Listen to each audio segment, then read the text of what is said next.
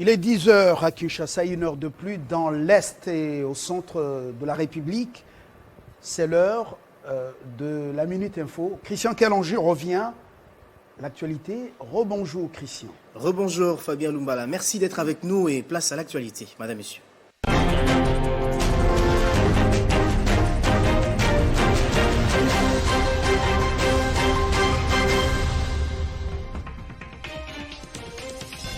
Promotion de l'entrepreneuriat féminin, le président de la République a inauguré la première unité de la mutuelle financière des femmes située au marché Somba Ziguida dans la commune de Baroumou.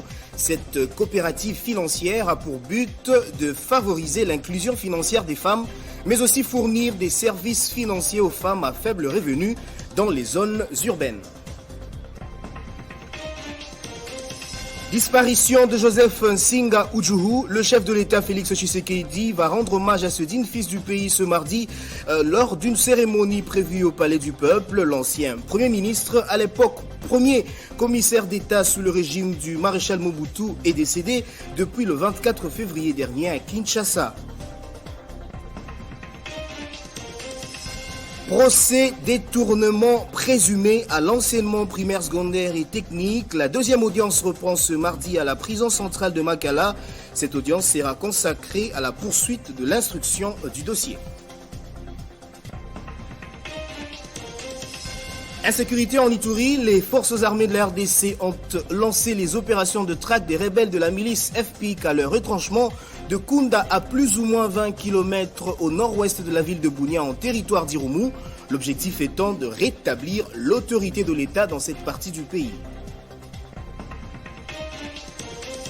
Crise politique au Sénégal, c'était un discours attendu. Le président Macky Sall s'est finalement exprimé au sujet de la tension qui sévit au pays. Le chef de l'État a appelé toute la classe politique ainsi que la société civile au calme et à la sérénité. De son côté, l'opposant Ousmane Sonko, qui a été libéré mais aussi placé sous contrôle judiciaire, ne désarme pas et appelle à la mobilisation. En Côte d'Ivoire, Patrick Hachi, c'est le nouveau Premier ministre par intérim nommé par le chef de l'État en remplacement d'Ahmed Bakayoko, absent au pays pour des raisons de santé. Patrick Hachi était secrétaire général à la présidence. Merci à vous de nous avoir suivis. L'actualité reste en continu sur notre site internet. Téléchargez les infos Télé 50 sur www.télé50.cd. Voilà, merci Christian. On a senti que l'actualité est très abondante. Évidemment, Fabien. Ce mardi matin, donc le rendez-vous avec la rédaction, c'est à 13h, heure de Kinshasa, pour la grande édition de la mi-journée. Avec qui à la présentation? Avec Gaëtan Koubabourandi. Voilà, donc entre-temps, 50 bonjours se poursuit. Nous aurons deux femmes, dont le clou de ce 50 bonjours, Laura et puis Grâce Babela, c'est leur mois. Mais d'abord, les hommes, pour parler de ce sujet important. Jean-Marie Kassamba, bonjour. Bonjour. Éditorialiste Télé 50. Il vient pour enfoncer les clous sur des sujets qui intéressent notre nation, parce que chaque nation a ses héros dans chaque domaine. Absolument. Voilà. Et puis, Pierre Mbemba était avec nous, sociologue et communicologue de l'ULB. Bonjour. Bonjour.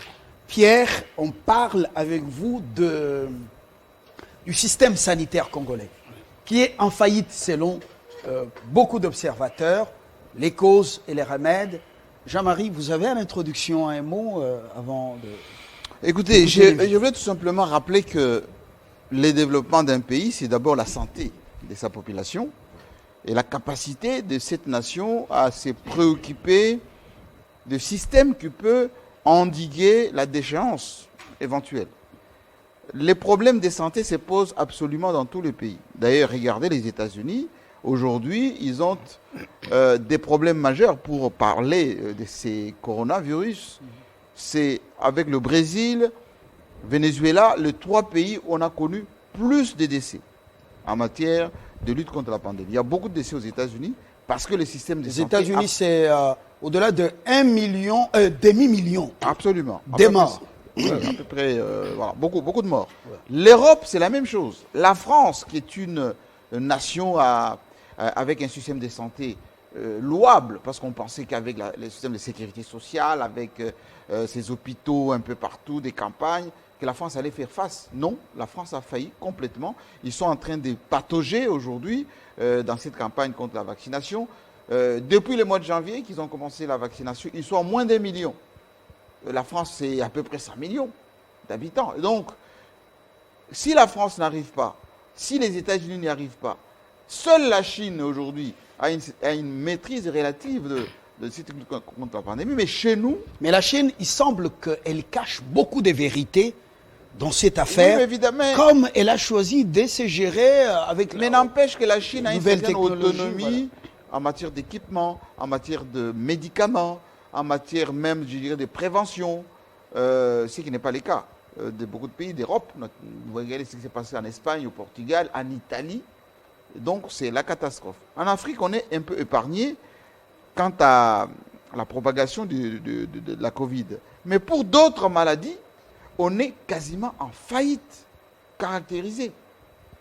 Rappelez-vous que depuis 1960, les hôpitaux de référence qui ont été installés, pendant la période du maréchal Mobutu, ces hôpitaux n'ont pas connu d'équipement nécessaire. La singularité de Mamayemo, qui est aujourd'hui l'hôpital de référence de Kinshasa, signifie bien tout cela. Si vous écoutez la chanson de Karmapa, c'est symptomatique de ce qui se passe à Mamayemo. Il a trop exagéré, Karmapa. Non, il n'a pas exagéré. Il n'a même pas dit les 2% de ce qui se passe. Non, il faut quand même avoir du respect pour ces médecins qui se battent, même si certains sont dans les affaires. Mais Karmapa a exagéré dans ce qu'il a chanté. Non, bien au contraire. Il a choisi un endroit très sale et autre. Non, pas la réalité. Non, le Karmapa n'a pas du tout exagéré. Bien au contraire. D'ailleurs, le dernier conflit à Mamayemo en témoigne. C'est pas seulement Mamayemo. Allez dans tous les hôpitaux à travers le pays, vous allez retrouver la même déchéance, le sous-équipement, le manque d'entretien. Et même les hôpitaux, on va dire, privés, les cliniques privées, les petits dispensaires des campagnes. Joseph Kabila a tenté d'envoyer du matériel quasiment partout, de médicaments qui étaient achetés dans quasiment tous les territoires. Le manque de conscience de nos médecins, le manque de conscience de nos dirigeants des hôpitaux, le manque même de patriotisme de la part des Congolais a fait que, tous ces comportements constituent un peu, je dirais, le frein à notre système de santé. Mais ce qui pose problème aujourd'hui, c'est aussi la gestion de la manne dans ce système des hôpitaux. Quand les médecins eux-mêmes se transforment en fossoyeurs de leur propre système, ils ont leur centre de santé parallèle, ils ont leur clinique parallèle, ils travaillent à la fois dans les hôpitaux publics, mais ils orientent les malades vers le système parallèle. Lorsque même les ministres, lorsqu'on débloque de moyens par la coopération ou par notre système, les ministres eux-mêmes, ils ont leur système de distribution de ces fonds. Rien que la pandémie, il y a eu suffisamment de soupçons, beaucoup de problèmes, parce que l'argent qui a été alloué n'a pas servi. Le ministre Longondo, que j'ai reçu ici, il a tenté d'expliquer, etc., mais le dossier reste pendant. Dernier point que je voulais spécifier est que même si nous sommes épargnés par la Covid, la malaria, typhoïde, les sida, Ebola qui va, qui vient, tout ceci pose problème. Il faut tout simplement que les Congolais aient l'honnêteté intellectuelle de penser et surtout de dire, là je parle aux intellectuels, de dire qu'aussi longtemps qu'on n'a pas changé nos mentalités, de penser que l'État-providence doit tout faire, on n'est pas sorti de l'auberge. Aussi longtemps qu'on laisse des médicaments qui tuent, des faux médicaments, je parle, dans toutes les pharmacies que vous voyez à travers le pays, dans nos marchés publics, ici vous allez à la cité, au vu au su de tous les pharmaciens du Congo, au vu au su des bourgmestres, des services de sécurité, eh bien, les Congolais seront toujours exposés et ça sera catastrophique si on continue à vivre ainsi. Merci Jean-Marc Kassamba pour cette entrée en la matière. Pierre Mbemba, il y a des années, les Sud-Africains venaient se faire soigner ici. Les bijoux, Ngaliema à la clinique, c'était un bijou, ou c'est fait un bijou. ne sont plus une référence, les choses se sont dégradées. Quelles sont les causes? Les dirigeants africains, congolais se font soigner à l'extérieur, même quand ils ont les maux de tête. Alors, quelles sont les causes, selon vous? Vous avez suivi Jean-Marie Cazon. Je voudrais un peu compléter le DG. Je pense que ce qui est important à comprendre, c'est que nous avons hérité, je ne suis pas là pour défendre les Belges, mais la réalité doit être reconnue scientifiquement. Vous savez, la politique sanitaire belge était fondée sur ce qu'on appelle la médecine, la prophylaxie. Ça veut dire quoi? On prend toutes les dispositions techniques et matérielles pour aller débusquer partout où on peut soupçonner des pathologies. Moi, j'ai grandi, j'ai été soigné ici, on appelle l'hôpital général. Vous savez qu'à l'hôpital général ici, à l'époque des Belges, quand vous étiez hospitalisé, vous n'amenez rien. On vous nourrissait là-bas, on vous soignait là-bas, on vous donne les médicaments là-bas. Même quand on venait en soins ambulatoires, on vous donne, si c'est la quinine, on vous donne la quinine. Là, on prescrit, on vous donne. Bon, ce système a duré jusque, disons, allez, soyons gentils, 1960-65, hein, maison. À ce moment-là, qu'est-ce qui s'est passé? Un esprit d'exotisme qui caractérise le Congolais, en particulier les Africains en général. On a cru, parce qu'on habitait la Gombe, à l'époque ça s'appelait Kalina, donc parce qu'on habitait chez, entre guillemets, ce que vous appelez des Blancs, il fallait aller se faire soigner où? Là où habite, là où se fait soigner le Blanc. Alors, progressivement, on a purement et simplement oublié qu'ils avaient la responsabilité de soigner leur peuple, parce qu'on dit un esprit sain dans un corps sain. Et je crois, comme a dit le DG, dit de notre mentalité doit changer, mais elle est malade pourquoi? Parce que cet esprit n'habite pas dans un corps sain. Alors, moi, je pense que ce qui est important, c'est de dire en deux mots comment est organisé le système sanitaire à l'époque des Belges. À l'époque des Belges, le fondement de la médecine tropicale, c'était la prophylaxie. Non loin d'ici, il y avait un centre, moi j'y suis allé plusieurs fois. Moi, quand vous avez moindre bobo, vous allez là-bas, on fait des analyses, on prend, on veut savoir c'est quoi, etc. Deuxième chose, le deuxième pilier, c'était les services d'hygiène. Toi, tu n'as pas connu ça. On allait 3 fois par jour, les lundis, les mercredis, les vendredis. Il y avait des agents qui venaient ici, les services de prophylaxie, qui allaient de parcelle en parcelle, regardant les toilettes, regardant dans le coin, le recoin, s'il n'y avait pas une boîte où il y avait de l'eau stagnante. Quand il y avait ça, vous aviez des amendes. Ce qui fait que le Congolais, à l'époque, était suffisamment informé. Il y avait moins de gens à Kinshasa, Oui, pas même 1 million. Non, disons jusqu'à 60, c'est à peu près entre 450 et 500 000 habitants. Mais tout ça était ordonné. Comme dit ton confrère, je suis aussi villageois, quand j'étais à 250 km d'ici, il y avait un agent qu'on appelait l'agent sanitaire, je crois que tu en as entendu parler. Chaque année, ces gens-là s'est déplacés de village en village pour savoir quel était l'état de santé de la population. Et particulièrement, ils recherchaient deux choses, parce qu'il y avait des ganglions qui étaient provoqués par des piqûres de moucheté, donc ils cherchaient comment conjurer ça.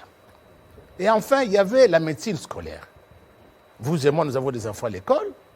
Est-ce que vous avez déjà entendu, papa, les médecins sont passés pour venir vivre? Ça n'existait plus. Alors, vous voulez faire d'une nation une nation forte, mais qui au départ, elle est malade. Alors, maintenant... La nation, c'est elle qui est malade ou sont les Congolais, la classe dirigeante qui est malade? J'y arrive. Ça va être dans les causes. Puis après, nous allons suggérer des solutions. Alors, les Belges ont bien fait les choses. Vous aviez dans chaque commune, il y avait un dispensaire qui avait pour rôle de traiter les menues maladies. Maux des dents, on va là-bas. Si le médecin constate, allez, on t'envoie ici à l'hôpital général. Parce qu'à l'époque, il n'y avait qu'ici, à l'hôpital général. Bon, mais tout, on avait une toux, on avait une fièvre, il y avait des assistants médicaux qui étaient là. De temps en temps, un médecin passait pour un peu superviser. Mais tout ça se faisait dans un ordre absolu et qui donnait satisfaction à tout le monde. ce système... Là, apporte- les Belges eux-mêmes colonisateurs Oui. se faisaient soigner Oui. à Kinshasa, à Léopoldville, où ils rentraient en Belgique. Non, ici. Ici. Ici, oui, Voilà. Détail important. Notre papa a travaillé avec des Belges, donc on a vécu ici à Kalina, donc je connais bien l'histoire. Bon, parce qu'il y avait quoi? Ils avaient la conscience qu'ils étaient dans un pays où il y avait beaucoup de pathologies qu'eux ne connaissaient pas.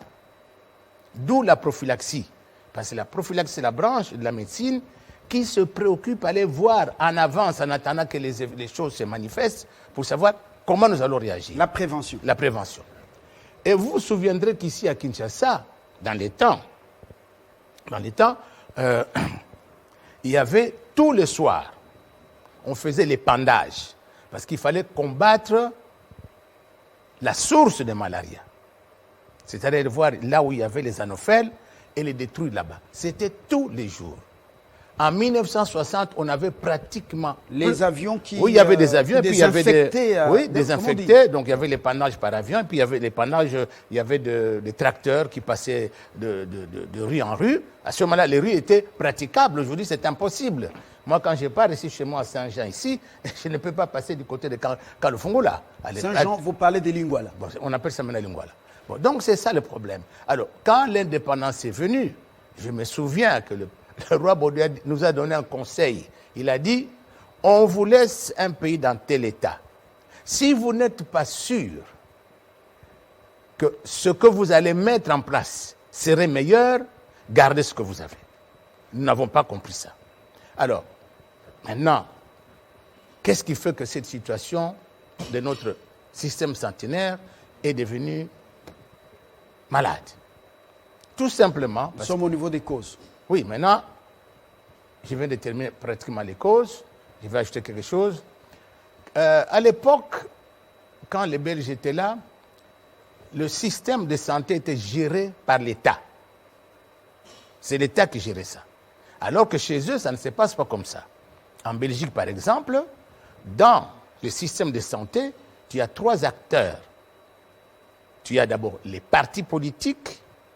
C'est pour ça que quand on parle de la mutuelle en Belgique, c'est la mutuelle socialiste, c'est la mutuelle libérale, c'est la mutuelle neutre, c'est la mutuelle catholique.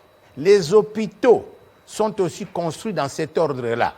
C'est-à-dire que les églises, les partis ont leurs hôpitaux. Lui qui a été là-bas, il sait, César des Papes, c'est une grande clinique où on soigne. Bon, prioritairement, on donne priorité à leurs gens. Parce que maintenant, on va donner quelques leçons à nos politiciens. Ils font de la politique. Ils ont des masses qui les votent. Qu'est-ce qu'eux font pour ces masses-là? Alors, dans ces pays-là, les partis politiques organisent des systèmes de santé, de financement de santé, pour que leurs militants soient soignés dans de bonnes conditions. Parce qu'un parti politique, c'est un fait privé. Donc, à ce titre, il peut entreprendre des activités. Ce n'est pas interdit par la loi. Et là-bas, ils ont compris ça. Donc, ils ont des hôpitaux, ils ont la mutuelle, ils ont des coopératives, et tout est compte, il y en a beaucoup. Bon, moi, quand j'étais là-bas, bon, moi, je suis très socialiste. Bon, j'étais dans le FGTB, donc en travaillant, bon, j'ai vu comment ils travaillaient. Mais tout ça, chez nous, ça n'existait pas. Nos politiciens, lui, il est bien. Dès qu'il a un peu de mots dedans, clac, on part. Ou on doit aller là où ils ont acheté des maisons, là où on peut voir qu'un chef est venu se faire soigner. C'est tout à fait ridicule. Mais je voudrais souligner quelque chose. Quand ils ont fait ça, ils ont complètement oublié qu'ils avaient la responsabilité de la santé publique. Il est déjà souligné tout à l'heure la malaria. En 1960, la malaria était quasiment éradiquée. Parce que nous, on ne dormait pas sous des moustiquaires. Maintenant, on dort sous moustiquaires, mais on te pique encore. Sous moustiquaires, parce qu'il y en a trop.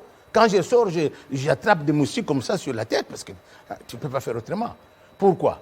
Parce que la prophylaxie qui est la base de la médecine dans un pays, quand on ne la fait pas, vous ne contrôlez plus rien.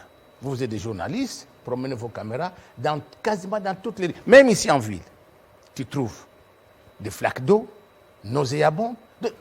Ce sont les foyers de toutes sortes de microbes et de germes. Et c'est vraiment la terre fertile pour les moustiques. Personne n'y regarde. Ni la province, ni les communes. Mais je t'ai expliqué, si nous n'avons pas de communes, hein, Nous n'avons pas de communes ici. Hein? Nous avons des fonctionnaires. Un fonctionnaire, par définition, selon le droit administratif, ne décide rien. Il applique. Donc si on ne lui donne rien, il n'applique rien. Et c'est ça le drame. Alors maintenant, on va essayer un peu d'aller vite. Alors, quelles sont les causes? J'ai épinglé 3 choses. D'abord, il y a eu le comportement de nos autorités. Mais quand je parle d'autorité, il y a les autorités politiques, il y a aussi les autorités industrielles, sociales. Ça va? Bon, parce que tout le monde, on dirait qu'ils ont un code secret. Elles ont décidé qu'elles avaient droit d'avoir de bons soins et dans de meilleures conditions. Alors, ils pensent que chez eux, ils ne peuvent pas avoir ces soins-là. Alors, ils s'expatrient. Ce que j'appelais l'exotisme. Alors, cet exotisme fait quoi? Ils ont pris goût d'aller là-bas, parce que quand on parle, ils ont des frais d'émission, etc., etc. Ils arrivent, ils s'arrangent avec les médecins. Ce que je te dis, j'ai vécu, pas on m'a raconté, j'ai vécu. Donc je sais de quoi je parle. Ils arrivent là-bas, mais docteur, je vais un peu me reposer. Bon, on écrit, on ajoute 2 mois. Mais tout ça, c'est aux frais. Oui, mais il ne faut pas rigoler. Tout ça aux frais de la République. Aux frais de la sueur du peuple. Oui, oui. Or, lui et moi, nous avons été en Europe. Vous savez, quand tu n'as pas la mutuelle, tu payes le plus plein. La chambre peut te coûter aujourd'hui à 1 000 €. Est-ce que j'ai menti? 1 000 € la chambre. La nuit. Est-ce que tu t'imagines quand tu as fait 30 jours, ça fait combien? Seulement pour un individu. Et beaucoup rentrent ici dans les cercueils. Alors nous en avons encore d'autres problèmes. Le fait de faire ça, quelle est la conséquence pour le pays? Le pays perd de l'argent. Le pays ne peut pas perfectionner ses médecins parce que Saint-Exupéry nous a dit l'homme se découvre quand ses mesures ont obstacle. Mais quand ceux qui devaient leur donner la propassion, l'amour propre, le narcissisme, de dire non, nous devons faire mieux pour soigner, hein, dégeler, il faut qu'on le sauve, on doit les soigner, mais ça développe l'intelligence. Non, tout ça, rien. Si vous savez que nos médecins, même ceux qui ont étudié, quand ils viennent ici, ils deviennent des clochards.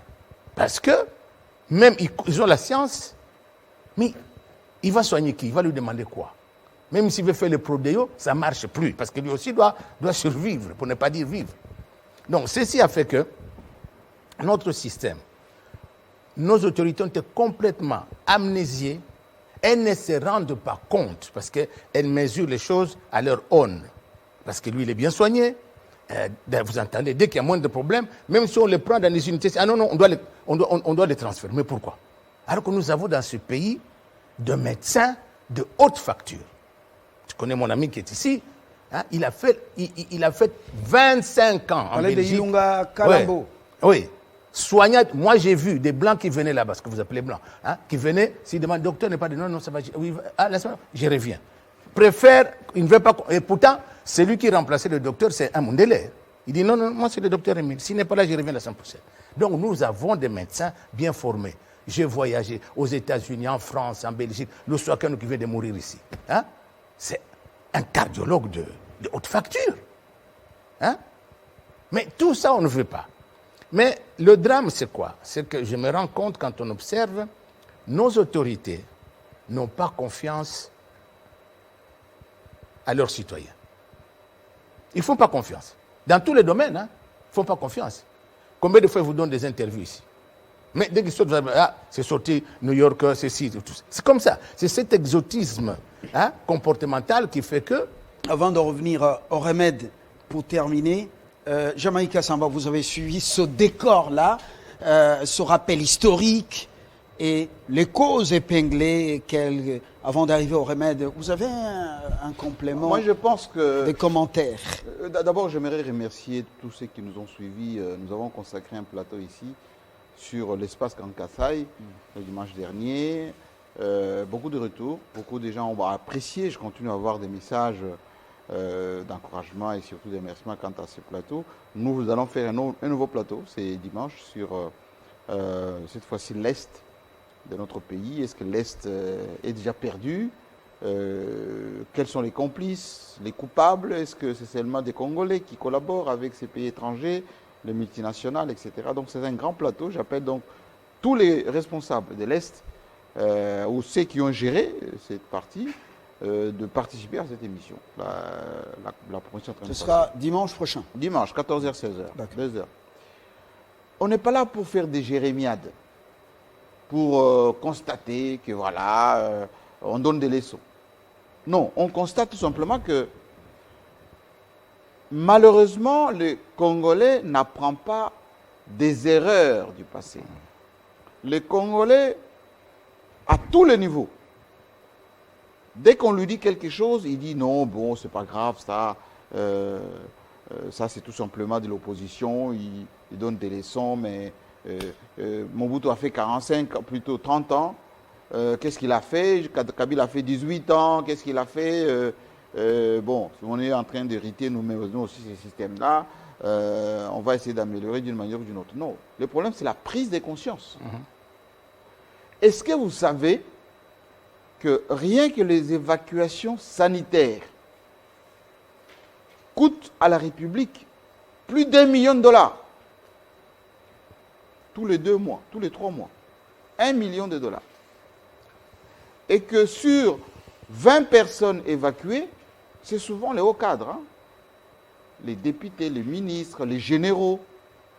Sur 20 personnes évacuées, 12 reviennent dans le cercueil. 12. 8 reviennent encore crabataires ou même plus abîmés qu'avant. Et que là où on les envoie, ils vont être soignés par des Congolais. En Afrique du Sud, la plupart des cliniques dans lesquelles atterrissent ces Congolais évacués, ces cliniques sont gérées, les médecins qui travaillent sont des médecins congolais. Les Sud-Africains d'ailleurs. Non seulement l'Afrique du Sud, toute l'Afrique australe là-bas, Maputo, oui, Zambie, oui, partout. Et je là. vous dis que tous les médecins qui étaient à Lubumbashi, qui étaient en Bujumaï, se sont déversés en Afrique du Sud. Certains qui étaient ici à Kinshasa, ils sont en Afrique du Sud.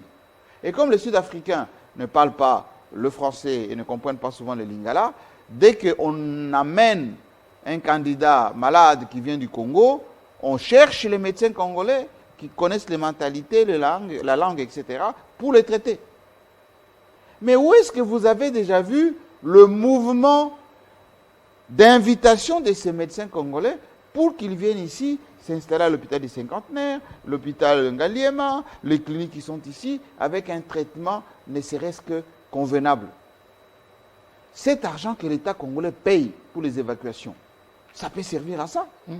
On dit désormais, on n'évacue pas, on fait venir ces médecins, on met les équipements. Il y a même des équipements ici. Vous allez ici à l'hôpital des Cinquantenaires, Joseph Kabila a acheté énormément d'équipements. Est-ce que ce n'est pas un éléphant blanc? Non, du tout. Bien au contraire. C'est très équipé, mais mal utilisé. Beaucoup d'équipements tombent en panne. Problème de courant, problème d'entretien, problème des pièces, problème de ces corps enseignants, plutôt corps médical, qui n'est pas entretenu, qui n'est pas bien payé. Conclusion, ça tombe en désuétude. Vous allez en Ngaliema ici, même la première dame honoraire, la femme de Joseph Kabila, Olive Lembe, a installé là-bas une unité pour les opérations sensibles, notamment du cœur. Mais ce n'est pas pour les petits, le petit peuple. L'hôpital des Cinquantenaires, c'est pour le petit peuple. Il faut voir les poches pleines partout là. J'ai dit l'hôpital des Cinquantenaires, c'est pour le petit peuple. La consultation est de $20. Vous allez à Diamant ici, pour ne pas citer, la consultation, c'est plus de $20. Mais vous allez voir, c'est plein. Du petit peuple, comme vous les appelez. La santé n'a pas de prix. Lorsqu'on évacue, les privés évacuent parce qu'il y a beaucoup de privés aussi, qui envoient leurs familles en Inde, en Afrique du Sud, parce qu'ils cotisent même pour envoyer les gens qui ont des opérations à faire ou qui sont en détresse. Mais ils payent. Comment on ne peut pas capter ces mannes? Vous savez qu'en Inde, l'Inde a créé des hôpitaux uniquement pour les Congolais, avec des systèmes de prise en charge 200%. Qu'est-ce que ça veut dire 100%? Vous prépayez. Vous arrivez là-bas, on vous dit, vous allez faire peut-être 2 mois pour les traitements, les séjours, etc. Ça va vous coûter tant. Vous payez tout de suite. Vous payez votre famille, c'est-à-dire les personnes qui vous accompagnent, l'hôtel où la personne va être installée, sa nourriture, le transport, tout ceci, il y a des structures là-bas qui gèrent ça. Et cet argent-là reste en Inde. Oui. Parce que beaucoup n'ont plus la chance d'avoir des visas pour aller en Europe, pour aller aux États-Unis. La nouvelle direction, c'est l'Inde, c'est l'Afrique du Sud. Un peu le Maroc. La Tunisie aussi. Où est, oui, l'Afrique du Nord. Où est la politique nationale pour mettre fin à cela? Quand on dit ça, ce n'est pas qu'on est contre. On constate tout simplement. Et je vous donne les cas de la pandémie ici. Dès le début, je dis bien, dès le début, on a dit l'État va prendre en charge les malades, va prendre en charge les entreprises qui vont être en faillite. L'État va suivre tout ceci. Il y a des desks, ce qu'on appelle les task force, qui suivent un peu tout ceci. Mais quand vous allez dans les hôpitaux, heureusement qu'on n'a pas eu, on va dire, le pic. Heureusement. Mais à un moment donné, on était en saturation. Les quelques lits qu'on avait ici étaient saturés, alors qu'on n'avait même pas 1000 malades. Réalisme oblige, les moyens, c'est pour on ça ne les a pas mobilisés. Que non, faire? ce n'est pas une question de moyens. Le système de santé, il a été dit tout à l'heure, c'est de l'organisation. Oui, oui. Les confessions religieuses, on en a énormément dans notre pays, les confessions religieuses. Ces gens, ils concentrent beaucoup de gens. Les bandimila qui vont là-bas. Ces gens-là cotisent. La dîme là qu'on met, les mabonza, tout ça. Où est le pasteur, à part l'église protestante qu'il y avait à son époque? Des ou petits centres de santé, l'église Kimbangui, c'est peut-être l'armée du salut. Citez-moi toutes ces églises de réveil qui a, ne serait-ce qu'un petit hôpital quelque part où les bandits ont la carte de membres, qui y vont, qui se font soigner, les médicaments. Il y en a quelques-unes, Jean-Marie. Il y a quelques-unes. Oui, il y en a, mais c'est très aléatoire. Avec des médecins membres des J'ai dit c'est très aléatoire. C'est très aléatoire. Quand on parle, il vous a parlé tout à l'heure de l'Europe. La plupart, aux États-Unis, la plupart des hôpitaux que vous entendez en Europe, c'est des hôpitaux protestants, des hôpitaux catholiques, des hôpitaux juifs, des hôpitaux, on va dire, orthodoxes, des écoles, des centres de santé, avec le système de prise en charge. En Europe aujourd'hui, en France en particulier, si vous voulez vous faire que le dépister seulement le coronavirus, si vous n'avez pas la carte verte, la carte vitale, on vous facture 45 €. Rien que le test Covid. Dès que, pour qu'on vous prenne en charge dans le système médical, on vous demande votre numéro d'assurance maladie, ce qu'on appelle le numéro de sécurité sociale. Vous ne l'avez pas. Terminé. On vous demande la prise en charge médicale. D'affilée. Ici à Kinshasa, allez dans les hôpitaux privés ici. Dès que vous avez le corona, vous êtes testé positif, on vous demande 5 000 $ pour que vous occupez un lit. 5 000 $. Oui. Alors, moi je pense que au-delà des discours populistes, au-delà des incantations, parce qu'il y a beaucoup d'incantations, beaucoup d'émotions, il faut qu'on se pose des bonnes questions. Les bonnes questions, c'est que veut le peuple? Le peuple ne veut pas que le Congo soit les États-Unis, que ce soit la Chine, que ce soit le Japon. Le peuple veut des choses élémentaires. Le petit soin de proximité, comme il a été dit, les dispensaires. Moi, je suis né au village. Chez moi, quand vous avez la fièvre, on vous amène dans le village d'à côté, il y avait un dispensaire que le belge avait mis en place. Dans ce dispensaire, vous trouvez un infirmier, pas un médecin, un infirmier, qui va vous prendre la température, qui va prélever pour faire des analyses, et qui vous donne la quinine, qui vous pique. On faisait de la vaccination dans notre village, je dis bien vaccination, dans notre village, l'excision des enfants dans le village. Et le système montait comme ça. On parlait de la circoncision. Circoncision. Oui, voilà. oui. Circoncision. Oui. Et vous allez voir que ça partait comme ça du village jusqu'en ville. On pouvait vous évacuer de mon village jusqu'à Mpanda, d'Mpanda à Kabekamanga, de Kabekamanga à Chilenge, de Chilenge à Mbujimai.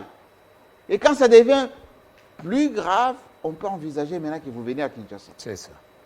Or, aujourd'hui, on va prendre quelqu'un de Mabrousse là-bas. Direct, la Chine. Direct, l'Inde. Direct, l'Afrique du Sud. Mais la plupart des gens qu'on évacue aujourd'hui, ils ont des pathologies qui peuvent être soignées ici. Oui. On a des bons médecins. Rien que par exotisme, comme il a été dit tout à l'heure, par une certaine aliénation. Vous savez, un ami à moi qui est Premier ministre, en Côte d'Ivoire, Ahmed Bakayoko, en Côte d'Ivoire, il y a un système de santé plus ou moins potable. L'ancien Premier ministre, Konkoulibaly, évacué à Paris, 3 mois, il revient, il est mort. Oui. Ahmed Bakayoko a été évacué en France, on l'a renvoyé maintenant en Allemagne. Oui. On vient de nommer un nouveau Premier ministre intérimaire parce que la santé d'Ahmed Bakayoko dégénère un tout petit peu. Le même complexe est partout en Afrique. Oui. Le président algérien a des problèmes des pieds. Allemagne. On a pris l'Allemagne. Mais quand un président français tombe malade, on l'évacue où? Dans son hôpital du coin. Quand le président Macron a eu le corona, On l'a soigné là. on l'a soigné à l'Élysée. On l'a isolé dans une pièce de l'Élysée. Pourquoi nos chefs d'État, à nous, ne comprennent pas ces langages-là? Moi, je ne connais pas. Pendant tous ces 18 ans que Joseph Kabila est resté au pouvoir, il est arrivé 2 fois où il est tombé malade. Moi, je peux le dire. Aucunement, on l'a évacué à l'étranger. Aucunement, il a été se faire soigner à l'étranger. Il est resté chez lui. Il avait ses médecins ici, et souvent des médecins qui le traitaient ici, au Congo. Et il n'en est pas mort. Donc, pour revenir et conclure par là, ce qu'il nous faut, nous, dans notre pays, c'est une certaine honnêteté intellectuelle. Moi, je connais un certain nombre de dirigeants, au moment où je vous parle, qui sont sur la liste de départ. Pour aller se faire soigner à l'étranger. Oui, évacué. Ils ont déjà pris des rendez-vous. Dirigeants africains. Congolais. Dans quelques semaines, dans quelques jours, ils vont être évacués pour aller faire des check-up. Or, il suffit d'aller ici, dans les cliniques de Kinshasa, on fait le même check-up avec les mêmes appareils d'analyse. Alors, est-ce que c'est aussi le problème de confiance? Dans les cliniques d'à côté, il semble que certains médecins, certains personnels soient... ils vont vendre les secrets. Non, soit là pour vendre les secrets, le carnet médical, soit pour enregistrer ou administrer la mort. C'est un problème de confiance. Alors, je vous pose la question, Yasser Arafat, il est mort comment? Oui. Yasser Arafat, il a été évacué de Ramallah jusqu'à Paris. Et on l'a rapatrié chez lui mort. Léomba. Lumumba, il a été assassiné par l'armée congolaise, mais qui a orchestré la mort. Je vais vous citer certains, mais pour des raisons de secret médical ou je dirais des raisons d'État, que je ne vous dirai pas dans quelles conditions ils sont morts. D'ailleurs, qui tire profit de la mort d'un Congolais? Ce n'est pas les Congolais, c'est l'étranger. Oui. Ce qui justifie que beaucoup de chefs d'État qui sont des nationalistes n'ont jamais eu de médecins blancs. Soit ce sont des médecins cubains, soit ce sont des médecins parfois même... Pourquoi avoir confiance dans les Cubains? Est-ce qu'on ne peut pas utiliser les Cubains contre C'est très rare, voilà. parce que la mentalité cubaine, c'est la mentalité de guerre, de résistance. Vous savez, dans chaque Cubain, moi je parlais avec beaucoup de Cubains, ou certains Haïtiens, quand vous parlez avec un Haïtien ou avec un Cubain, vous sentez qu'il est même plus consciencieux que l'Africain. Ah oui, ça oui. Un Cubain, il est parfois métis ou noir comme nous, mais il pense que l'Afrique est sous occupation. Ce qui se passe au Sénégal aujourd'hui, beaucoup de gens nous citaient le Sénégal comme étant le modèle de développement, de démocratie, mais tous les procès qu'il y a eu au Sénégal, que ce soit Idrissa Seck, que ce soit à l'époque où Abdoulaye Wade était dans l'opposition, aujourd'hui Karim Wade, on parle de Sonko. Ce ne sont pas les Sénégalais qui les mettent en prison. C'est le système colonial. Gbagbo n'a pas été mis en prison parce qu'il ne s'entend pas avec ses frères. Alors, Kadhafi non plus. Et donc, il ne faut pas dire que moi, je vais à l'étranger pour aller me faire soigner parce que là-bas, je suis plus en sécurité, ma confidentialité. Et d'ailleurs, Mobutu, lorsque il tomba malade, qui a vendu son carnet de santé? Il est parti en Suisse. Oui, oui. Et quand les autres ont vu qu'effectivement, la maladie qui le gangréné, cancer de la prostate, était dans une phase presque désespérée, ils ont dit, voilà, activez l'opération à l'Est, cherchez un Congolais qui peut nous aider de maquiller un peu tout ça, parce que Mobutu, il est condamné. Quand il est venu à Outédika, tout le monde savait qu'il n'allait pas survivre. Tout le monde. Mais on a fait semblant de maquiller avec Mandela, voilà, un semblant de dialogue avec Mouzé, etc. Mais beaucoup de gens étaient derrière Mouzé.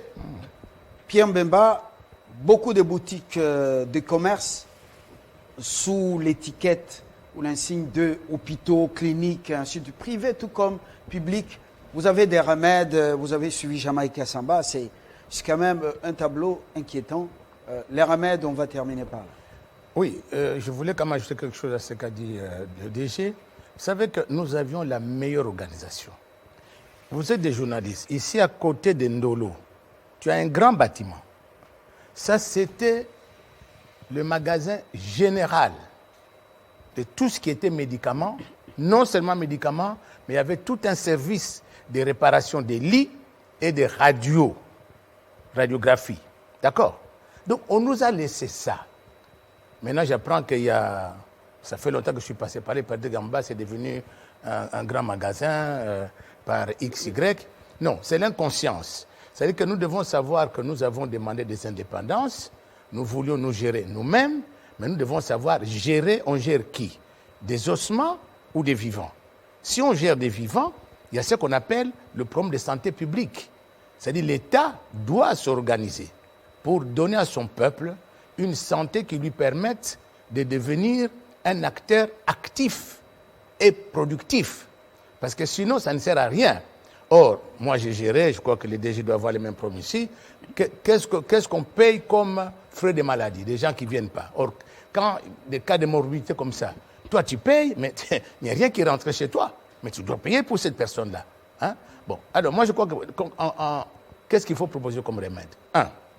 Je pense que nos autorités, qu'elles soient politiques ou économiques, c'est-à-dire ceux qui entreprennent, nous devons savoir qu'on est mieux soigné que chez soi même. Nous devons voir ce que les autres ont fait. Le président français, les ministres français, les responsables français, quand ils sont malades, il y a l'hôpital que lui connaît bien, comment vous appelez ça? Val-de-Grâce. Val-de-Grâce. Val-de-Grâce, oui. C'est là où on soigne. Il faut apprendre. Qu'est-ce qu'ils font? Ils disent, les civils peuvent un peu souffler. Mais la plupart des médecins qui travaillent sont des médecins militaires. Et ils sont tenus par la notion du secret. C'est pour ça qu'ils vont là-bas, on soigne, on sait on filtre ce qui doit être filtré. Donc, il faut s'organiser. Deuxièmement, si nous voulons avoir une médecine de qualité, faudra-t-il encore que les autorités puissent avoir confiance dans leur propre système sanitaire. Ça veut dire quoi? Ils doivent savoir que leurs médecins sont bien formés, il faut les équiper et les contrôler. Ça se fait partout, même en Europe. S'il n'y a pas de contrôle, bon, c'est la foire. Troisièmement, nous devons améliorer notre système de formation du corps médical. Comme disait le DG ici, en Europe, tu as 2 services dans un hôpital. Tu as le médecin directeur qui s'occupe des problèmes médicaux et tu as l'administrateur qui s'occupe de la gestion. Le médecin directeur n'a rien à voir avec ça. Mais ici, le médecin directeur, il est lui-même au four au moulin. C'est tout à fait normal que vous voyez que, par exemple, l'hôpital ici devient ingérable parce que lui-même voit comment l'argent passe, il picote, il prend là-bas, ainsi de suite. Donc, ça ne nous amène nulle part. Quatrième chose, il faut que d'abord le peuple congolais commence à se prendre en charge. Kabila Père a dit ça, nous prenons ça, j'entends dans vos émissions, il faut se prendre. Mais se prendre en charge, ça veut dire quoi? c'est d'être responsable. C'est comme on fait DG parlait des Cubains. Les Cubains aussi disent quoi? En face, il y a, le grand oncle Sam. Il dit non, nous ne devons pas être sous leurs pieds. Ils se sont organisés. Vous savez qu'ils ont les meilleurs médecins. La preuve, quand il y a eu Corona, ils sont allés aider les Italiens. Mais ce n'est pas le fruit de cette culture de la cueillette. C'est un investissement que Castro a fait dans l'éducation, dans la santé et l'agriculture. Oui, ce n'est pas le fruit de l'improvisation, par exemple. J'y arrive, c'est pour ça. C'est un travail qui se fait avec des gens consciencieux. Ce n'est pas votre démocratie que vous avez embrassée ici. Non. Castro a imprimé cette dynamique, d'abord la dictature. Bon, moi, ça fait depuis longtemps, quand vous parlez de vos histoires de démocratie, à l'époque, quand Mobutu est allé à la Bolle, j'étais à la présidence. J'ai dit aux autres conseillers, j'ai dit, ne suivez pas cette voie-là, et c'est un poison pour l'Afrique. On m'a pris pour un fou. Aujourd'hui, où est-ce que nous sommes? Vous savez, bon, lui, il a grandi au village comme moi, toi, tu es citadin. Dans notre culture bantou, nous ne connaissons pas, je ne vais pas paraphraser Mobutu, dans nos villages, il n'y a pas d'opposants. Il n'y a pas d'opposants. Donc, dans notre chaîne comportementale, cela est déjà implémenté à nous. C'est dans notre ADN. C'est ce qui fait que quand vous mettez les Congolais avec 3-4 services différents, il n'arrive plus. Il est complètement perturbé. Oui, parce que ça touche au fond de nous-mêmes. Alors, moi, je crois que ça, si déjà on ferait une émission là, je donnerais mon point de vue. Mais revenons à nos moutons. Moi, je pense qu'on doit faire maintenant que nous allons avoir un nouveau gouvernement, où nous avons beaucoup de gens qui sont restés en Europe, comme nous-mêmes, que nous regardions ce qu'on a fait là-bas. Donc, la santé est un problème de tout le monde. Ça, c'est un. 2, il faut que maintenant les partis politiques, s'ils ne le savaient pas, nous leur disons cela. Les partis politiques ont un rôle, non seulement politique, mais social et économique à jouer. Hein? Vous partez en Belgique, en France, hein, sauf la Suisse, ça c'est capitaliste, mais ils ont un autre système.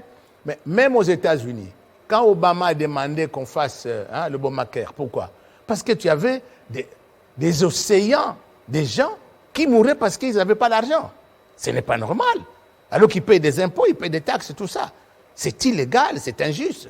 Mais nous devons regarder. Un parti politique peut même construire un mall pour faire les affaires. Ah oui. Mais on appelle ça un fait privé, non?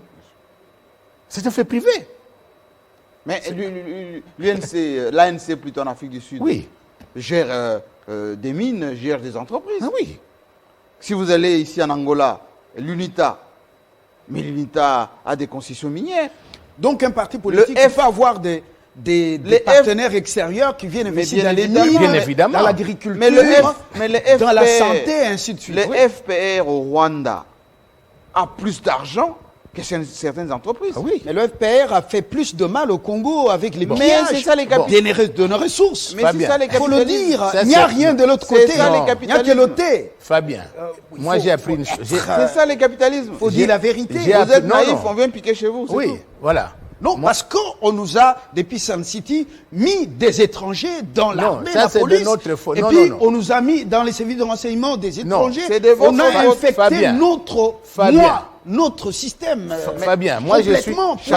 Pour nous ramollir. Chassez-le. Moi je suis de la... Identifiez-le, chassez-le. DG, moi je suis de la culture Bakongo. Chez nous on dit ceci.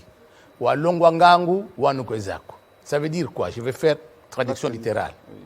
Quand tu veux qu'on t'apprenne quelque chose, tu dois avoir, toi, des prédispositions pour comprendre ce qu'on va t'enseigner. Mais si on t'a montré quelqu'un, tu regardes cette année, ne connaît pas, on te dit, monsieur, rentre. Il ne veut pas te tirer dessus. Ça, c'est notre faute. Ce sont ces histoires à nous, les autres. Hein? Les Rwandais sont combien? 5 ou 6 millions. Nous sommes combien? Parce qu'ici, les chiffres font des yo-yo. Plus de 100 millions. Hein? On parle de 100 millions, je ne sais pas comment. Oui. Bon, vraiment, même si on devait aller corps à corps, est-ce que ça posait un problème? C'est l'inconscience du Congolais. C'est ce que j'ai appelé l'esprit d'exotisme. Le Congolais, même ici, hein? Bon, lui, il a une chaîne ici. Combien de gens viennent ici? Mais si un Mundele monte une chaîne, tout le monde va aller là-bas. Mais ça veut dire que nous ne savons pas qui nous sommes. Alors que toi et moi, nous lisons la Bible, non? Dieu dit quoi? L'étranger ne dominera pas sur les autochtones. C'est nous, c'est notre faute. Toi, quand tu vas manger dans les coins des Libanais, non? Quoi de Dans les coins des Libanais, non? Tu manges les shawarma ou Je ne mange pas les shawarma. Ouais? Tu vois? Et c'est ça notre drame. Alors, je vais terminer parce qu'on ne va pas prendre tout le temps. Alors, je pense que le moment est venu. Je pense que 61 ans après, nous devons quand même regarder un peu derrière. Mais quelle est la distance que nous avons parcourue? Ça nous a apporté quoi? Maintenant, qu'est-ce que nous devons faire pour aller de l'avant? Le Congo a tous les moyens de dire que d'ici 10 ans, on peut se tourner de nous. Mais il faut la volonté. Hein? Tout à l'heure, je te souviens, quand je vois la cacophonie au niveau de la constitution du gouvernement, on passe. Mais c'est quoi ça? Mais ce n'est pas parce que j'ai combattu que je dois nécessairement me retrouver dans un gouvernement. On combat pour créer les conditions qui permettent à tout le monde de pouvoir entreprendre, de pouvoir vivre tranquillement, de progresser. Pas tout le monde être au gouvernement. C'est pas possible. On doit casser. Moi, je pense, Jean-Marie, vous avez des grands, on doit demander au Premier ministre, on doit donner un salaire de $3,000 à un ministre. Vous verrez que beaucoup ne viendront plus aux choses. Mais c'est ça. Un ministre français touche combien? Moins de 5 000 euros. Moins de 1 000 euros, Moins de ministre 5 000. français. Moins de 5 000. Et il n'y a pas longtemps, c'est Sarkozy qui avait Moins de augmenté Et ils ça. se font du beurre en Afrique. Ben oui, mais Oui. parce que vous êtes naïf. À Libreville, à Lomé, Mais à parce que Abidjan, vous êtes naïf. voilà, à Vous ne Brazzaville. pouvez pas me citer 5 ministres français. Un député français, il peut passer ici, vous n'allez pas le reconnaître. Oui. Il n'y a pas d'escorte pour un ministre français. Il y a un policier qui est avec lui dans la voiture, Point barre. et puis il passe. Un ministre français va faire ses courses dans les supermarchés. Oui, sans problème. Mais Or, à chez vous, ici- Accra, ici, il n'y a même pas un policier ni un militaire devant le palais présidentiel. j'ai dit que- Les ministres j'ai dit sont que- seuls. j'ai dit Heureusement que que maintenant, devant le palais de la nation, il n'y a plus rien. Oui, non, ce qu'on doit Ça a faire, c'est repris ceci. la Hein, circulation. parce que le drame des autorités congolaises, elles ont toujours peur de leurs propres concitoyens. Pourquoi? Parce qu'eux-mêmes ne sont pas sûrs d'eux.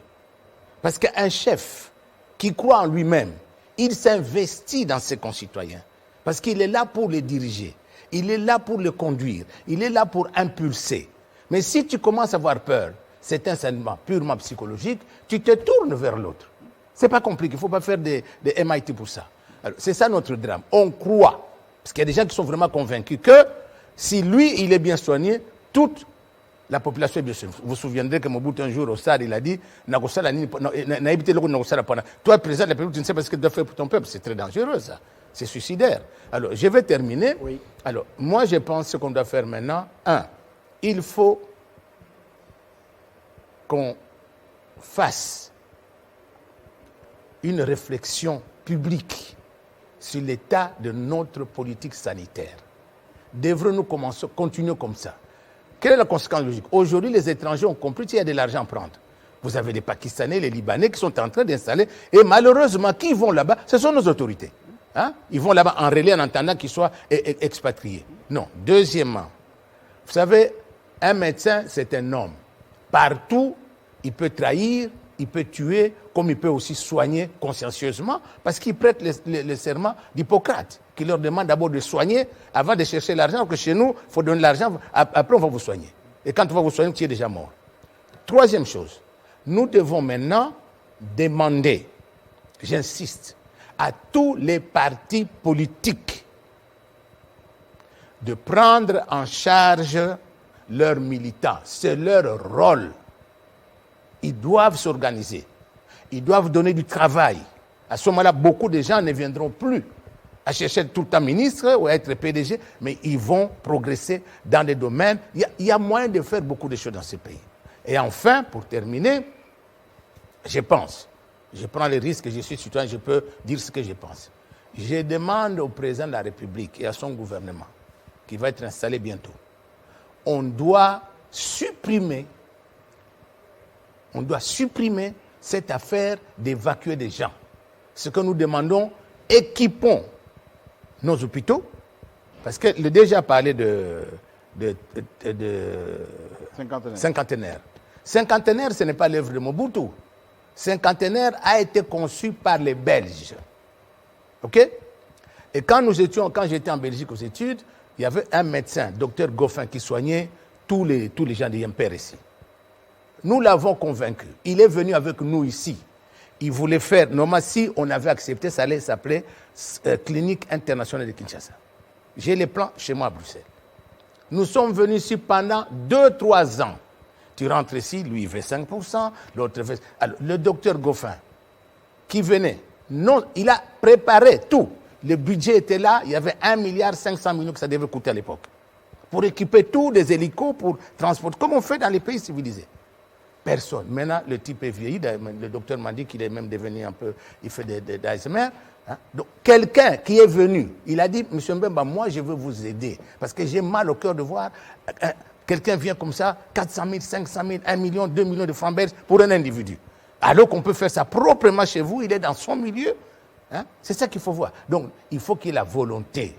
Alors, le peuple d'abord, voilà une occasion de revoir, de repenser notre système sanitaire pour avoir un peuple vigoureux. Peut-être ça nous permettrait d'aller bouter dehors ce qui nous fatigue. Hein? Parce que si les gens mangent bien, eh bien, ils peuvent réfléchir. Ce n'est pas moi qui l'ai dit. On dit le ventre affamé n'a point d'oreille. Ça va? Donc, je crois que ça, c'est mon approche. Je crois que c'est un courage. Nous devons bannir cet exotisme de croire qu'on est mieux soigné à l'extérieur, alors que nous avons d'excellents médecins ici. Moi, j'en connais personnellement, d'excellents médecins. D'accord. Jean-Marie Kassamba. Moi, je pense que... Conclusion. Et je vais embrayer dans le même sens que M. Bemba. Il faut qu'on arrête de détruire notre propre patrimoine. Parce que c'est l'ancien qui l'a fait, je ne le développe pas. Vous savez, Joseph Kabila a aussi le mérite d'avoir retapé ce que le maréchal Mobutu n'avait pas terminé. L'hôpital des cinquantenaires, là, il y a tout dedans. Il suffit tout simplement que cet hôpital soit géré comme une vraie clinique, comme il a été dit. Une vraie clinique. Consultation, traitement, hébergement. Il y a tout dedans. Ce qui manque chez nous, c'est la dégénérescence des équipements. À côté de l'hôpital des cinquantenaires, il y a même une école pour les infirmiers. Inaugurée. Une école pilote financée par le Japon. Oui, oui. Par le Japon. Mais c'est la qualité lorsque visitez beaucoup de pays africains ici. Haute qualité. Le Congo a des meilleures écoles. J'ai dit haute qualité. Dans plusieurs domaines. Il y a une école à côté. Et ça peut même être un hôpital universitaire. Oui. L'hôpital des cinquantenaires que vous voyez. Il faut seulement une prise de conscience de la part de ceux qui dirigent. L'équiper. D'où viennent nos capacités énormes de nuisance et de destruction? C'est parce que nous sommes à la fois complexés, voilà. Nous avons la haine de l'autre, nous avons cette culture de « oh toi que je vais mettre et que je vais faire autre chose ». Rappelez-vous que Lumumba, lorsque il était assassiné, il était interdit aux Congolais de penser que Lumumba existait. Dans l'histoire du Congo, à l'école, il y avait 3 photos de Lumumba. 3 photos. Kasavubu non plus. Tchombe, on n'en parlait même pas. Aujourd'hui, on ne veut même pas qu'on parle de Joseph Kabila, alors qu'il est même encore en vie et qu'il peut encore jouer un rôle très important. Il faut qu'on ait cette honnêteté intellectuelle de dire « je ne suis pas éternel, il faut que je corrige ce que celui qui a été avant moi n'a pas pu le faire. Lorsque moi je ne serai plus là, c'est que moi j'aurais laissé, on va continuer à l'améliorer. » Regardez un autre exemple, je vous donne. Ces collèges de hautes études en stratégie de défense, qu'est-ce que moi j'ai fait? Aujourd'hui, des problèmes, que des problèmes. Les coopérants qui étaient venus sont répartis. Les frais de fonctionnement ne tombent plus. Les pays de la sous-région qui étaient déjà dans une posture de venir former leurs cadres chez nous, le Congo-Brazzaville, la République centrafricaine, le Gabon, etc., sont dans le doute. Nous devons investir dans le patrimoine que nous avons. Nous avons suffisamment. Est-ce que vous savez que si on réhabilite ce que vous appelez l'hôpital, la clinique quinoise, le bâtiment est là? Oui. Mais il manque que l'équipement. Le Congo ne manque pas d'argent. La preuve, les Libanais, surtout les Indiens, je dis bien les Indiens. Ils ont compris, oui. Tout ce que vous voyez ici, diamants, vous allez à Lubumbashi aujourd'hui, partout. Les Congolais sont derrière, ils ont mis des moyens, J'ai les dit, informations passent. le pognon part à l'étranger. Et c'est plein. Alors, Vous voyez même le système éducatif. Laissez-moi terminer par là. Le système éducatif. Toutes les écoles privées des Indiens. Il n'y a que des enfants de cadres. Oui, oui. Et les frais scolaires, C'est pas 3, moins de 5 000 dollars. Ouais, ouais. Pas moins de 5 000 sont dollars. versés dans les banques indiennes, Oui. pakistanaises et autres. Comment expliquer que... Même les Nigérians, leurs écoles ici primaires maternelles, les frais sont versés dans Uba, ou UBA. UBA, et UBA, puis oui. Oui. voilà. Alors, Parce que où est la les prise- Nigeria, si c'est 3 ou 4 banques J'ai ici, dit, je ne où sais est pas la quoi. prise de conscience Avec des Congolais aussi Fabien dedans. Lumbala, où est la prise de conscience? Quand on dit peuple d'abord, c'est l'économie d'abord. En France, vous ne pouvez pas créer une société lorsque dans votre société, il n'y a pas plus de 20% des intérêts français. Alors, En Israël, lorsqu'un je chèque, la laissez-moi vous posais dire, le matin. en Israël, Oui. lorsqu'un chèque entre en Israël, même si c'est un faux chèque, l'argent est encaissé et reste en Israël. En France, lorsqu'on confisque le château d'un président africain, quelqu'un qui a, je ne vais pas volé, on prend votre argent, votre maison, votre compte en banque, on verse dans les trésors français. Et cet argent sert à l'économie française. Pourquoi chez nous, lorsque les étrangers arrivent, ils prennent les pognons des Congolais, l'argent des Congolais? Mais ça date de quand? Et ça date de toujours. De toujours, hein. C'est pour ça que je dis qu'à un moment donné, il faut une certaine prise de conscience. Nous tous. Oui, Nous tous, oui. une prise de conscience qui consiste à dire des mesures symboliques. Je me tue à vous dire ici, depuis que vous avez parlé de la crise, 2 petites mesures à prendre. La lutte contre la thésaurisation, en langage simple, ça veut dire quoi? Les gens accumulent de l'argent chez C'est eux. dans la maison. Oui. L'argent liquide. Si vous faites votre IGF là, si l'IGF commence à dire, avec le concours de la brigade financière, on fait des perquisitions chez des gens. On vous trouve chez vous avec plus de On prend. 500 000 dollars, on confisque. Vous allez voir que tout cet argent qu'on va confisquer, on met au trésor, ça va faire booster l'économie. Deuxièmement, la dollarisation de notre économie. Si l'État congolais décrète, Même la dot. je dis bien Vous donnez en francs. l'État Même la dot. J'ai dit l'État congolais décrète à partir de la semaine prochaine aucune transaction en dollars. Utilisez la monnaie nationale. Vous allez voir que le franc va augmenter. Ah oui. La banque centrale va avoir des devises. Vous allez à Brazzaville ici, je dis bien à Brazzaville. Vous ne payez pas en dollars. Impossible. Vous allez payer en francs CFA. Pourquoi c'est qui fonctionne ailleurs? Quand vous allez au Rwanda, parce que les gens ont les complexes du Rwanda. Quand vous allez au Rwanda, vous allez payer en dollars au Rwanda? Non. Non. Alors, ayons le patriotisme, évitons cette culture de voilà, je vais tuer là, celui-là, il est mon opposant, il ne me respecte pas. C'est pas ça qui fait. Alors, qui fait résoudre une le autre problème des gens. question, ça c'est très important pour le tu vivre permets que j'ajoute- ensemble que et je- le vrai développement de ce pays. Jean-Marie Kassamba, on termine par là. Pourquoi, qu'est-ce qui explique notre mentalité des mercenaires? Quelqu'un prépare sa propre nourriture pour lui-même, mais il rentre pour voler ça. Il jette un coup d'œil. Tous, même l'ULB, Louvain, Cambridge, Oxford, partout, Unikin, Unilou, IPN, tout le monde, quel que soit le nombre de diplômes, dès qu'on le met là-bas, instruit, moins instruit, on vide tout, Mais- on voit ses propres Monsieur poches. Bemba l'a Pourquoi dit. on est mercenaire chez nous? La réponse est Monsieur simple. Mbemba, il va compléter. Elle dit tout à l'heure, c'est ce que les colonisateurs avaient décelé en nous, c'est ce qui nous a laissé. Ne pas avoir confiance en soi et à son frère. Diviser pour régner. Voilà. On a dit les Congolais, il ne peut pas travailler avec les Congolais. Les Kassaïens, il est prétentieux. Les Mukongo, il est fourbe. Les gars de l'Équateur, c'est un bagarreur. Les Swahili faute. Donc, entre vous, vous ne pouvez pas travailler ensemble. Regardez. Pour seulement sortir un gouvernement, une équipe d'à peine 60 personnes, même pas 50 personnes. On met des mois et des mois. Pourquoi on met autant de temps? Parce que on n'a pas confiance en son frère. On ne veut pas que son frère aille travailler à sa place. Le pauvre Premier ministre, le jeune Premier ministre, il est dans un dilemme terrible depuis quelques jours.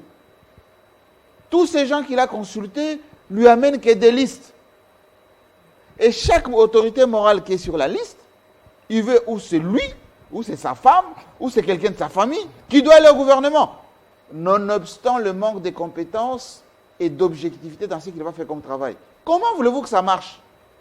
Parce que dès qu'on va publier les gouvernements, tous ceux qui ne vont pas s'y retrouver vont commencer à les communiquer. Ah oui, c'est déjà commencé. Et dans un pays où le cadre macroéconomique n'est pas assaini, le climat des affaires n'est pas attractif, vous pouvez faire tous les débats politiques que vous voulez, vous pouvez clamer tous les slogans que vous voulez, l'argent ne viendra pas. Donc les investissements ne viendront pas. Donc, pour répondre à votre question, vous dites les côtés mercenaires des Congolais. Oui. L'élite. Ces côtés Et mercenaires les moyens instruits. est symptomatique de ce que vous voyez quand on nomme quelqu'un, c'est sa famille qui fait la fête. Voilà. C'est son village qui communique. Nous remercions les chefs de l'État d'avoir honoré un digne fils. Ça, c'est faux. La réalité de ces communiqués, la réalité de ces fêtes, Nous allons manger. c'est notre temps de voler, Voilà. de prendre notre part dans ces gâteaux qu'on appelle la RDC. Malheureusement, ces gâteaux, il n'est pas bouffé par les Congolais. Ce sont les étrangers qui bouffent les gâteaux. On vous laisse des miettes. Parce qu'aujourd'hui, il n'y a pas le débat économique. On ne se pose pas la question. Le gouvernement, oui. Mais qu'allons-nous faire de notre patrimoine minier? Qu'allons-nous faire de plus de 100 millions d'habitants? Qu'allons-nous faire de ce que nous avons comme capacité agricole? Et je termine par juste un exemple. L'écologie. Les tourbières que nous avons ici, les tourbières que nous avons ici. Nous avons un ministère de l'écologie ou environnement, je ne sais pas quoi. Les gens passent le plus clair de leur temps à planter des petits arbres, comme si on a besoin de planter des arbres. On en a suffisamment des arbres. On en a partout d'ailleurs. On a un pays vert où les arbres poussent inutilement. On devrait capitaliser sur ce crédit carbone. Les Congo-Brazzaville engrangent de l'argent, crédit carbone. Le petit Gabon, là, même pas des millions d'habitants, engrange des capitaux, crédit carbone. Nous, on est ici. Chaque fois qu'il y a des sommets, là, il n'y avait pas de Covid, on serait parti dans des sommets, des délégations de 40 personnes, on va rester dans des hôtels, et on revient avec rien. Un leadership faible dans ce secteur, très faible. Pierre, on a fini. Vous voyez qu'on risque de prendre tout le temps. Oui, ça va, ok. Ce que Jean-Marie a dit, c'est très important, très, très, très important. Il nous faut une révolution. Votre démocratie ici, oui. Je vous dis, ça nous amènera nulle part. Vous avez une petite idée, un complément en boucle. Moi, je pense que tout à l'heure, les DG, moi, nous avons parlé des hôpitaux, mais en ce qui concerne le cinquantenaire, vous savez pourquoi ce n'est pas rentable? Le taux d'occupation est nul. Oui. Moi, ma femme a couché là, j'ai dit, mais pourquoi moi, pourquoi C'est vide. C'est vide. Oui. Mais j'ai vu tout l'appareillage qui est là. C'est comme si j'étais à Erasme en Belgique. C'est un sabotage. Tout est là. Mais pourquoi il y a sabotage, cher ami? Parce que les autorités ont fait ça. C'est pour ça lui, il appelait ça des éléphants blancs. Ils ont fait ça. OK, mais ce n'est pas leur affaire. Pourquoi s'expatrient-ils? Alors que ça, c'est... Tu sais qu'au 4e étage, il y a tout un pavillon. Ils peuvent tout simplement, par exemple, affilier tous les fonctionnaires de l'État Voilà, oui. à se faire soigner Oui. là-bas. Eux-mêmes Obliger aussi. les entreprises publiques Oui. à aller se faire soigner là-bas. Leur donner des cartes d'affiliation. Oui. Et que la manne, l'argent qui est consacré à l'évacuation, Oui. ou qu'on paye dans les hôpitaux privés, soit payé à l'hôpital du cinquantenaire, et puis avec des vrais médecins, etc. Ça va fonctionner. Il y a tout. Moi, j'ai vu. C'est pas Maracou. J'ai été là-bas, j'ai vu. J'ai dit, tiens, c'est extraordinaire. J'ai parlé avec le médecin. Il est mort, hein, hein. J'ai parlé avec lui, il dit non, mais le taux d'occupation. Avoir un hôpital, c'est bien, mais pour que ça puisse fonctionner, il faut que l'argent rentre. Comme il n'y a pas de subventions. Donc, les types, ils se débrouillent, et ainsi de suite. Bon, les appareils tombent parce que vous dites, comment voulez-vous qu'ils puissent réparer les appareils s'ils n'ont pas de cash flow, hein, ils n'ont pas de fonds de roulement. Hein, toi, tu gères, c'est quand tu n'as pas de fonds de roulement, bah, fais tout ce que tu veux. Hein, moi, je crois que c'est ça le problème. Il faut que maintenant l'État prenne conscience que nous devons soigner notre population, nous devons nous soigner. Les autorités font partie de la population. Donc, faire des hôpitaux les entretenir. Les normes sont connues. Nous n'allons pas inventer la roue. Hein? Vous avez des caméras ici. Si vous les laissez comme ça, sans climatisation, ben, ça va commencer à péter. Hein? Parce qu'il faut une certaine température pour les garder. Donc, il y a des choses qui sont déjà normées. Alors, moi, je crois que vraiment, moi, je suis DG. Je suis prêt à venir, qu'on fasse des émissions. On réfléchit sur ça depuis longtemps. Volontiers. Tu as parlé des mines, etc. Volontiers. Nous allons donner... Ce qu'on est en train de dire, ce n'est pas ce qu'on doit faire. Ce n'est pas d'augmenter la quantité de production. Non. Nous devons commencer maintenant avec notre cuivre, produire des produits finis. Parce qu'un jour, le cuivre va disparaître. Transformer. Il faut transformer. Oui. Moi, j'ai été en Afrique du Sud. J'ai vu des abat-jours en cuivre. Oui. Au Congo, je n'en ai jamais vu. Oui. Des baignoires en cuivre. Oui. Des lavabos en cuivre. Oui. Et c'est de bonne qualité. Et de bonne qualité. Et c'est joli. Comprenez? Donc, c'est connu. Je crois que vraiment, moi, j'offre mes services. Je suis prêt, venons discuter. On le fera, sans problème. Parce que moi, j'ai été formé comme... j'ai fait une licence spéciale en coopération au développement, et particulièrement l'agriculture. J'avais travaillé sur... Le titre de mon mémoire, c'était les effets de la capitalisation de l'agriculture au sud du Sahara. Et j'ai travaillé sur la Côte d'Ivoire, comme j'étais dans l'opposition, je ne pouvais pas travailler sur le Congo. Mais j'ai démontré, même l'ambassadeur qui était en Belgique m'a dit félicitations, ils ont pris les mémoires, ils sont partis avec leur sucrière. Le sucre, ex-usine, est invendable. Merci Pierre Mbemba, je rappelle que vous êtes sociologue et Jamaïca Samba n'est plus à présenter. Non. Vous voyez, l'or est exploité, le plus grand investissement, la plus grande mine d'or à ciel ouvert. À Kibali, là-bas, dans le Haut-Tuélé, l'or est produit, ils ont mis des moyens, ils en ont récupéré en quantité incommensurable et même se sont étonnés. Mais l'or quitte Doko là-bas, Kibali, direction Entebbe et de là, destination inconnue. Ça ne passe même pas par Kinshasa. Est-ce qu'il y a la DGM? Est-ce qu'il y a la DGDA au niveau de cet aéroport? Un aéroport, il ne passe même pas par Kinshasa.